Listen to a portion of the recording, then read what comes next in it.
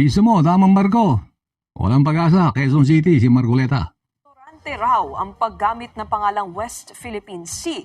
Yan ang mainit na buwelta ni Congressman Rodante Marcoleta kay PCG spokesperson Jay Tariela na binatikos ang sinabi noon ng kongresista na walang West Philippine Sea.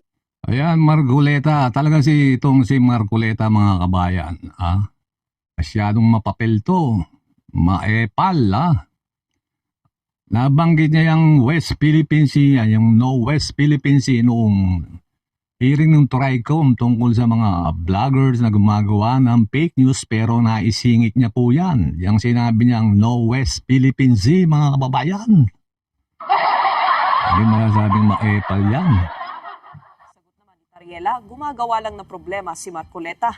Nasa frontline ng balitang yan si Ano ba yung motibo nitong si Marcoleta, mga kababayan, sinabi nga ni Commodore Tariela, gumagawa lang ng problema tong Marcoleta na to. Enriquez. Philippine Coast Guard spokesperson Jay Tariela. Lalo pang uminit ang bangayan nila tungkol sa West Philippine Sea. Bumuelta kasi si Marcoleta sa banat sa kanya ni Tariela tungkol sa sinabi ng kongresista na walang West Philippine Sea. Sa programang News and Views ng One News.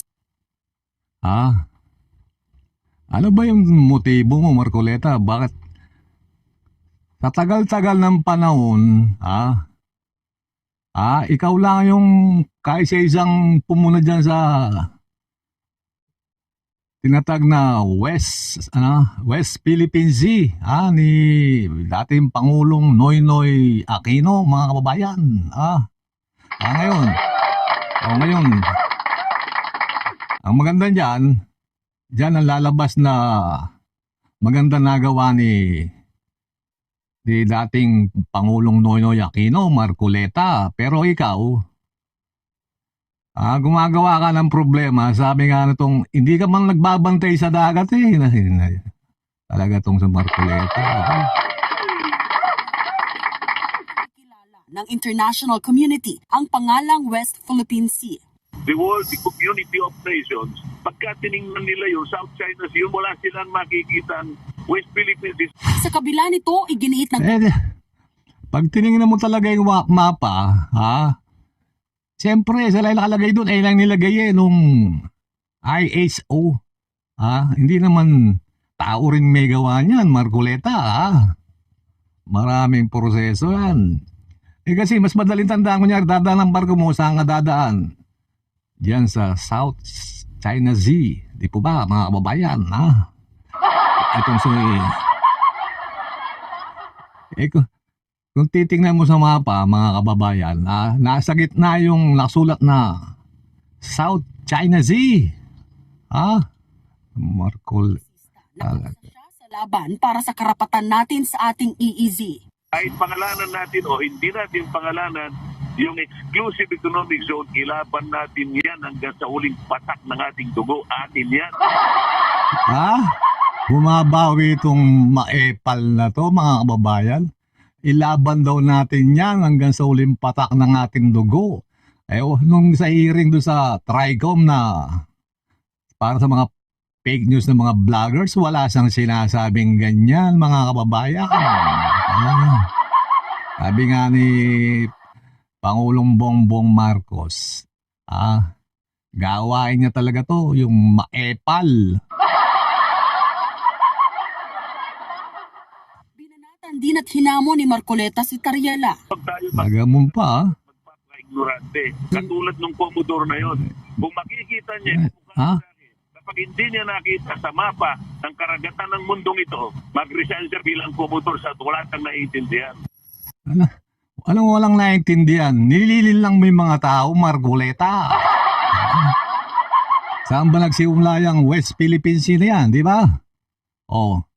Nung nag-umpisa ng sakupin ang ating teritoryo sa ating karagatan, Marcoleta, tandaan mo ang mga Pilipino, matatapang yan, hindi mga traidor.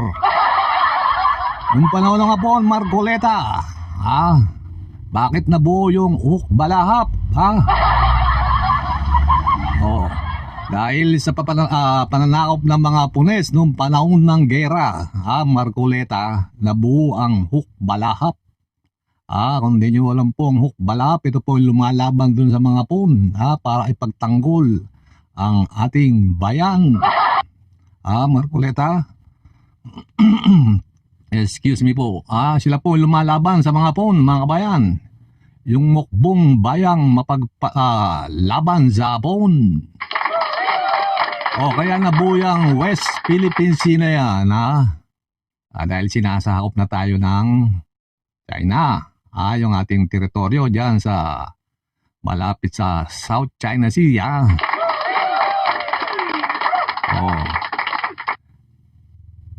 Katagal na yung tinatawag na West Philippine Sea, pati nga ibang bansa sumusuporta po sa atin, mga kabayan. Itong lang si Marcoleta.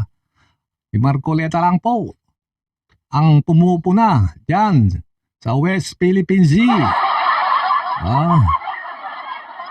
Ay ating mga kababayang mga nasirang bangga dyan, mga mangisdang nagbuwis ng buhay, Marcoleta. Mula nung nagumpisang sakupin ng Scarborough Shoal, ginawa nilagan ng mga building ng mga China. Kung nagumpisang tawaging West Philippine Sea ng ating mga mangisda. Pati mga barko ng Pilipinas, binobomba ng tubig. Binubuli tayo, Marcoleta. Yang kakepalan mo, babalik lahat sa yan. Sagot ni Tariela na kasisira raw ng loob na marinig mula sa isang mambabatas ng 19th Congress ng Philippine Maritime Zones Act na Tama si Tariela. ang paggamit ng West Philippine Sea. Giit ni Tariela, tinatanggap ng sambayanan ang pangalan. Sumisimbolo rin ito sa karapatan natin sa ating EEZ. Ginagamit din daw ang pangalang West Philippine Sea ng militar at ng Coast Guard na lagi raw naharap sa panganib. Oo nga naman. Sila umarap sila sa panganib, Marcoleta. Ikaw palagi kang naka-Amerikana, Isama nyo kaya siya pagpapatrol itong si Marcoleta dyan sa West Philippine Sea, para makita nyo yung hirap. Maranasan nyo yung paano binobomba ng tubig, binabangga yung barko, mga kabayan.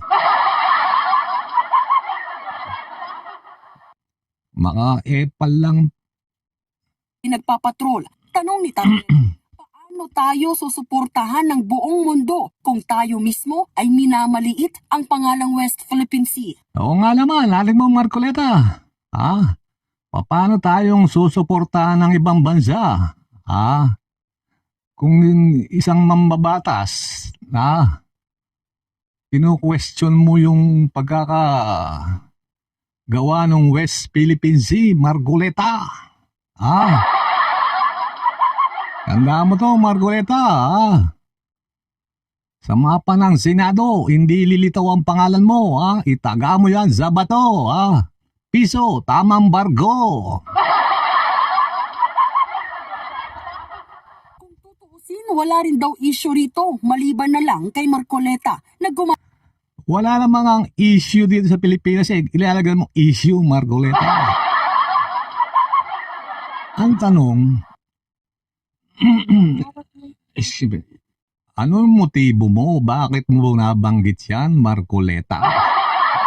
Bagay, alam naman namin, epal ka, may ligang pumapel, Hindi ba po ibig sabihin ng epal, mapapel?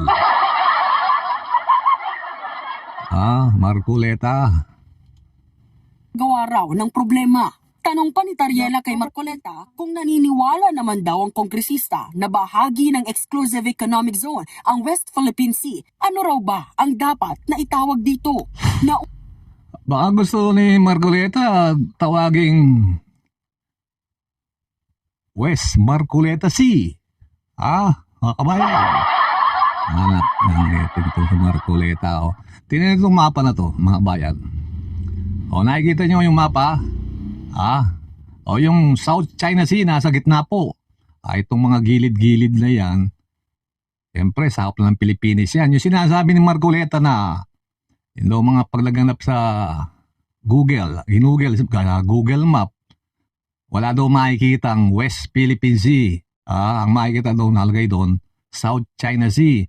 Hindi naman po mga bobo yan, marunong gumamit ng computer. Siyempre, alam nila kung nasaan banda yung West Philippine Sea. Kasi katabi ng Pilipinas. Di ba? North, South, East, West. Ayan, West. Ito ang West Philippine Sea. Marcoleta. Pero tandaan niyo po, sa mapa ng Senado, magpailanman, walang lilitaw na pangalang Marcoleta sa mapa ng Senado, mga kababayan. Tandaan niyo po yan. Mangarap ka lang. Libre namang mangarap. Marcoleta. Hanggang dito na lang po. Hanggang sa muli. Susunod po nating talakayan. Mabuhay kayo. Mabuhay ang Pilipinas, Marcoleta.